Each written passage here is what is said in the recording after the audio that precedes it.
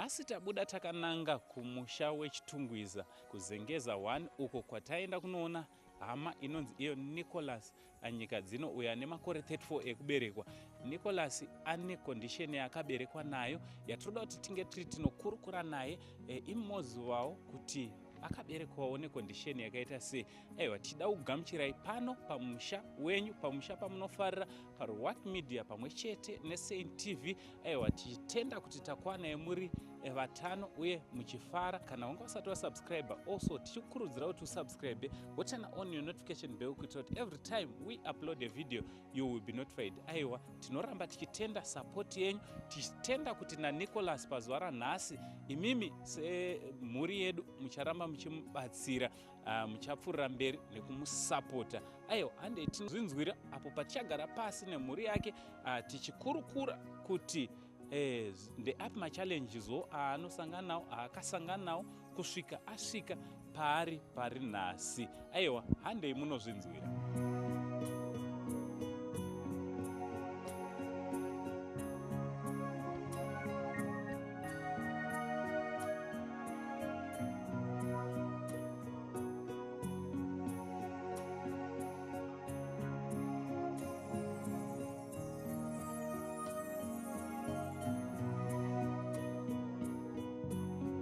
Right, saka Nicolas, chimbonitaurira iwewe ndezvipi zvaunofarira kuitawo muupenyu hwako, zvaunoshuva kuti inini ndoda kuita izvi nezvizvi?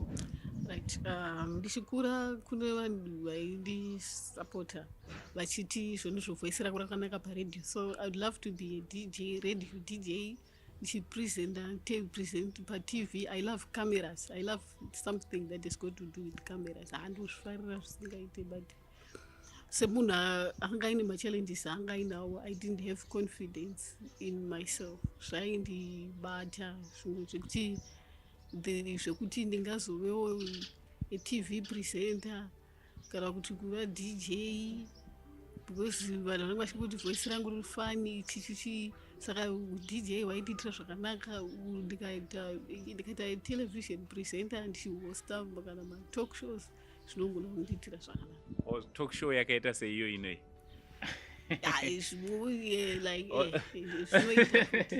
Alright, it's okay.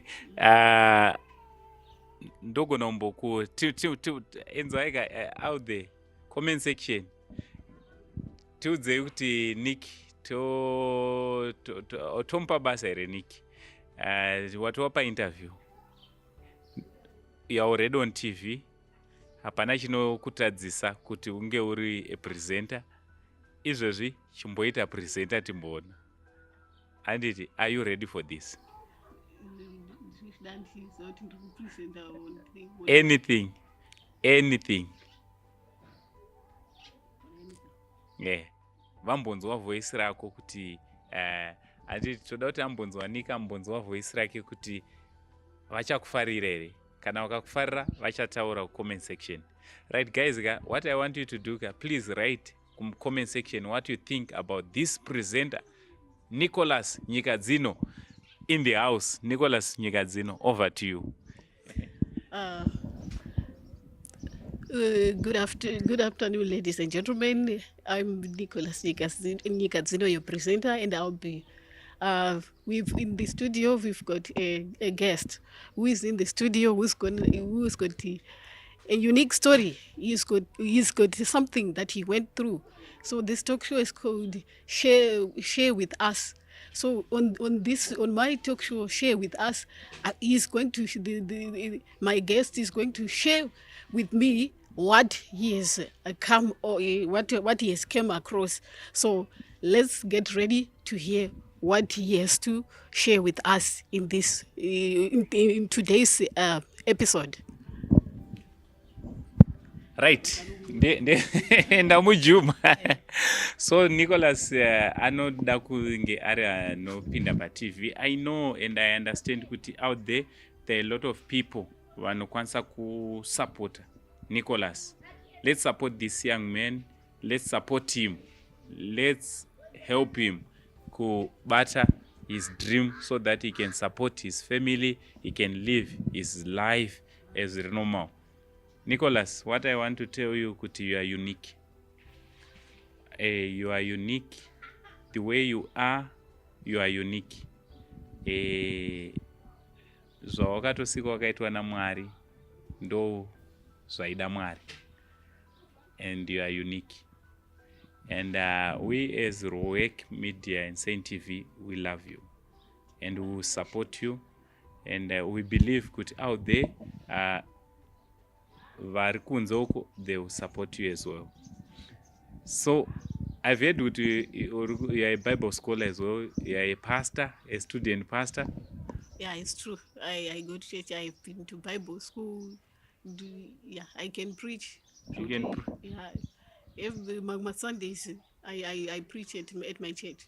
No, to shumira kukereke. Yeah, I can preach. No, chinova chinhu chakanaka. Tichingokushuvira kuti Mwari akuitire zvakanaka pazvese zvaunoshuvira zvishuwo zvemwoyo wako. Ndinotenda. Aiwa, tinokutendai. Tibate kunhamba dziri paskrini idzo. Taurai naNicolas, ndo nhamba dzake. Vanoda kumuona, vanoda kusangana naye. Mamwe mamedia house vabatei. Let's make this man famous. Let's make him popular. Ngatimuite kuti aende kure. Zvaanoziva kana zvaanofarira kuita zvinge zvinoonekwa kunze uko. So thank you very much nekuva nesu. Nicolas, thank you very much nekuva nesu pazvarana. I appreciate ndotenda. All right, from Uncle Saint, the only Zim uncle. Aiwa, iyi yanga ichiri show yangu azukuru. Yanga ichiri show yangu. From Uncle Saint, the only Zim uncle, Rowek Media. Chitichi. Much love.